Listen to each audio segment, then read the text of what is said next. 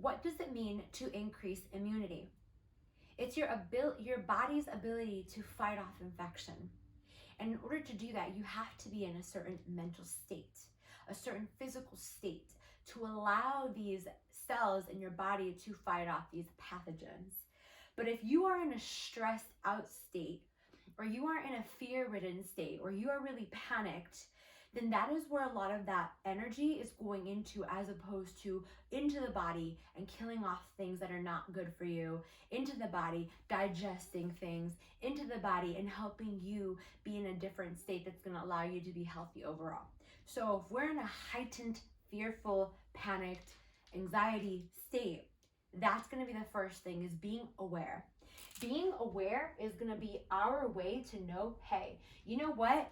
Everything I understand, the more that I pay attention to this thing, the more that I feel more fearful.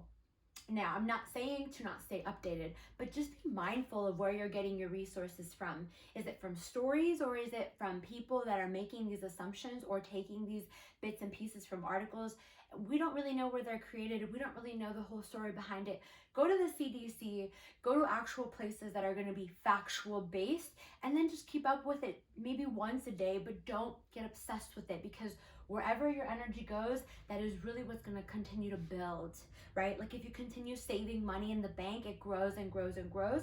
Same thing with the fear that we feel inside. It's going to continually grow and grow and grow. And if that's the state that we are in, then guess what? We're not going to be increasing our immunity. In fact, we're going to be decreasing our immunity by increasing the stress response, the cortisol levels, and that's going to be a really hard time for your body to fight off pathogens and infections and disease. The second thing is to breathe. I know that we don't always think about breathing. When was the last time you thought about breathing? It's something you naturally do.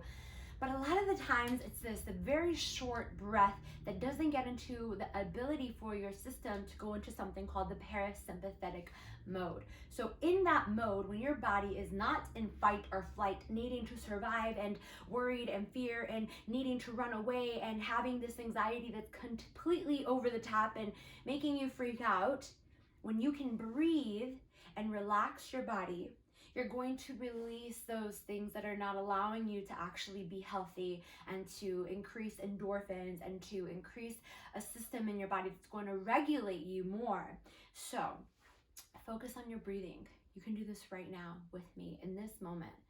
And what I want you to do is I want you to inhale. And as you inhale, I want you to focus on expanding your rib cage. So we're going to inhale through our nose.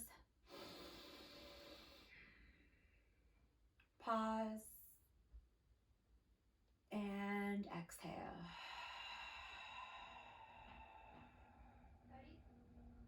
In the beginning, it might be a little challenging.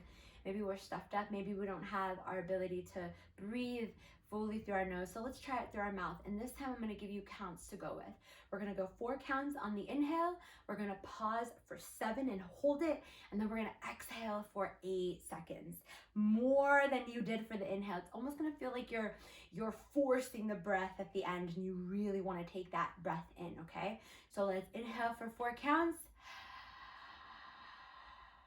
Feel the rib cage expand. Pause for 7, 6, 5, 4, 3, 2, 1, and exhale.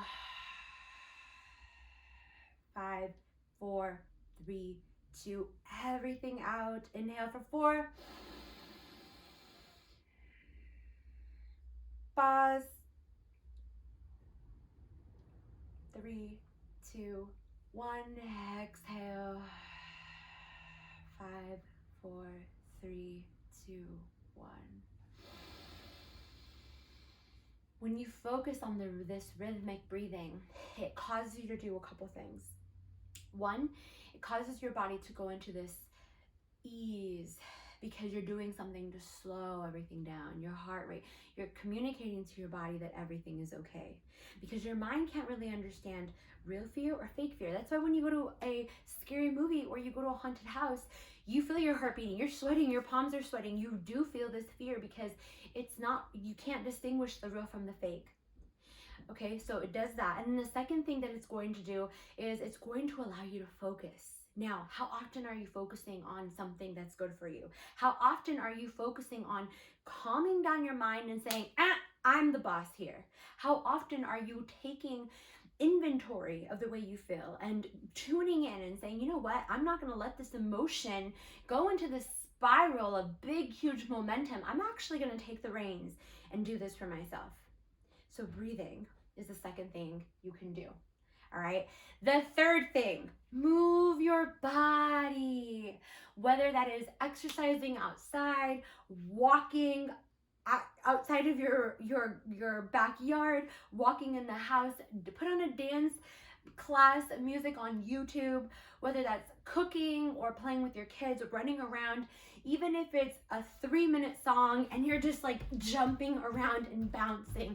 It's so good for the body to just move that static energy that really gets stuck. Just like sitting down for a long amount of time, you get stiff in your neck, you get stiff in your shoulders. Same thing with your overall flow of your body. So get up and move.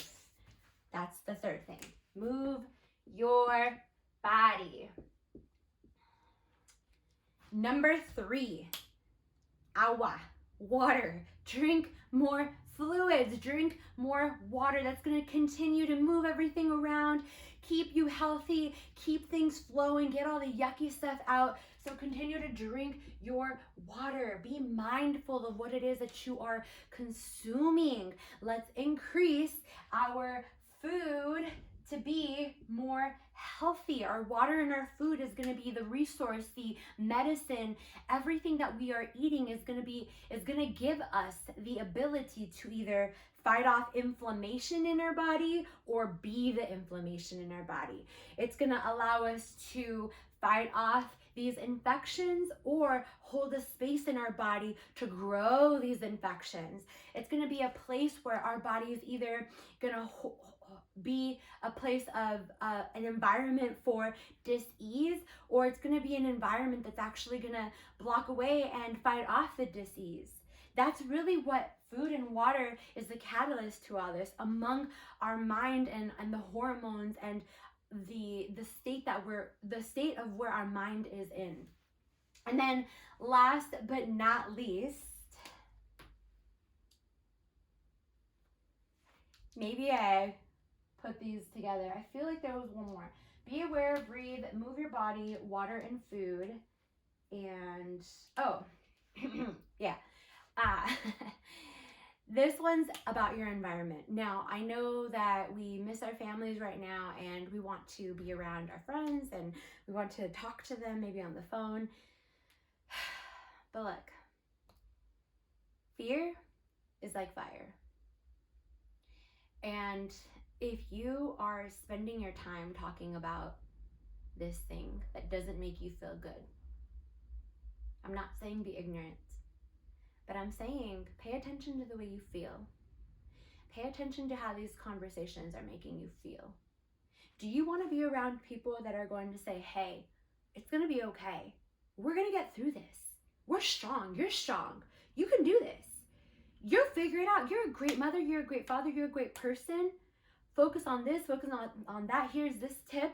Hey, check out this book. Hey, what are you working on today? Hey, how can I support you in this journey right now? Hey, check out this right now, this episode of this, or check out this video, or hey, listen to this song, it's so uplifting. Who do you want to hang out with?